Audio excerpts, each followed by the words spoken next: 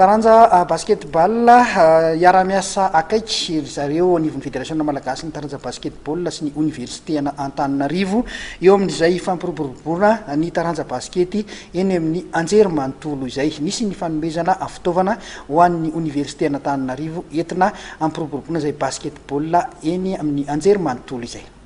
Tao anatin'ny taona maromaro dia tozary nangingina ny fifaninanana ara-panatanjahantena teny anivon'ny université. Mazana nefa dia avy eny anivon'ny anjerimanontolo no ivoahan'ny kitana malagasy any amin'ny rafitra federaly teo aloha mba hoentina mamerina ny asina sy ny lanjan'izany fifaninanana. Eny anivon'ny anjerimanontolo zany ary dia notontosaina teny akatso ny fifanaova-tso ny mpiara-miasa teo amin'ny FMBB na ny fédération malagasy ny taranja baskety sy ny université Antananarivo.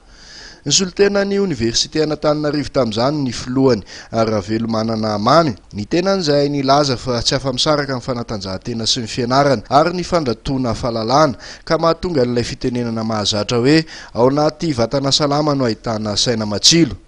Tetsakilan'izay dia nijoro vavolombelona tamin'ny fahombiazana azony tamin'ny fanatanjahantena teny anivon'ny université ny filohan'ny FMBB Jean-Michel Ramarson teo am-panombohana amin'ny fandraisam-pitenenana. Nambarany tamin'izany ihany koa fa hiopana amin'ny zavatra efatra lafy ny tolo-tanana ataon'ny fédération amin'izao fiara-miasa izao. Eo aloha ny fanampiana ara-teknika amin'ny alalan'ny fanofanana ireo mpisehatra eo amin'ny taranja baskety eny Ankatso. Eo ihany koa ny fampitaovana isan-karazany.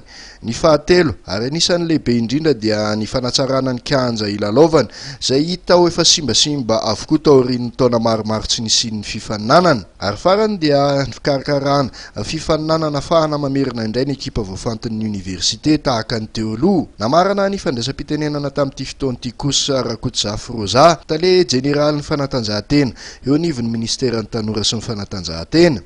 Ity tompon'andraikitra ity izay nizara ny fahatsapany ny filanan'ny fanatanjahantena eny anivon'ny anjerimanontolo ihany koa. Santatra ihany moa ity natao teo amin'ny taranja baskety ity fa hivelatra amin'ireo taranja-panatanjahantena hafa ihany koa ny université Antananarivo Atsoatsy amerenana izany laza amin'ny fanatanjahantena eny anivon'ny université izany.